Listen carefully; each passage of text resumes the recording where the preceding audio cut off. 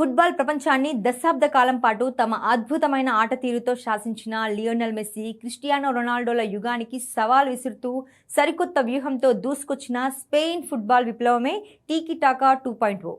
ఒకప్పుడు bore కొట్టించేలా long పాస్లు ఇచ్చుకునే ఈ వ్యూహాన్ని ఆధునిక ఫుట్బాల్కు తగ్గట్టుగా మార్చి యూరో కప్ మరియు వరల్డ్ కప్ వేదికలపై ప్రత్యర్థులను వణికించిన స్పెయిన్ మాస్టర్ ప్లాన్ కథ. టీకీ టాకా అనేది స్పెయిన్ సాంప్రదాయ ఫుట్బాల్ శైలి. బంతిని ఎక్కువసేపు తమ ఆధీనంలో ఉంచుకుంటూ ఆటగాళ్లు ఒకరికొకరు చాలా తక్కువ దూరంలో వేగంగా చిన్న చిన్న పాస్లు ఇచ్చుకోవడాన్ని టీకీ టాకా అంటారు. 2008-2012 మధ్యకాలంలో స్పెయిన్ ఈ వ్యూహంతోనే ప్రపంచాన్ని జయించింది. బంతి కోసం ప్రత్యర్థి ఆటగాళ్లు మైదానమంతా పరిగెత్తి పూర్తిగా అలసిపోయేలా చేస్తారు. మైదానంలో ఖాళీ ప్రదేశాలను వాడుకుంటూ ప్రత్యర్థి డిఫెన్స్ ను బ్రేక్ చేస్తారు.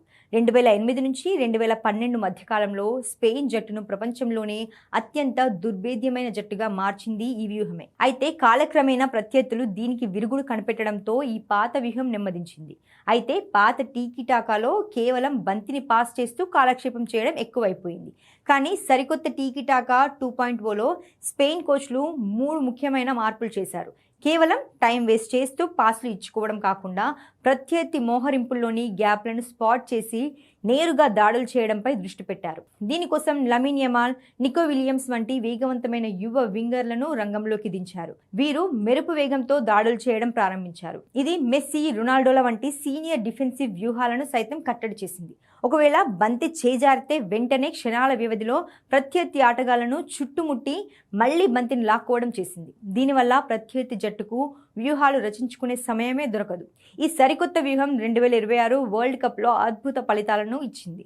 స్పెయిన్ ఆడిన 8 మ్యాచ్లలో ఏకంగా 14 గోల్స్ సాధించగా ప్రత్యర్థికి కేవలం ఒక్క గోల్ మాత్రమే ఇచ్చింది. ఫుట్బాల్ అంటే కేవలం డిఫెన్స్ ఆడటం లేదా ఒకరిద్దరు స్టార్ ప్లేయర్లపై ఆధారపడటం కాదు. పక్కా ప్లానింగ్ మరియు అటాకింగ్ స్పీడ్తో గేమ్ మొత్తాన్ని శాసించవచ్చని స్పెయిన్ నిరూపించింది.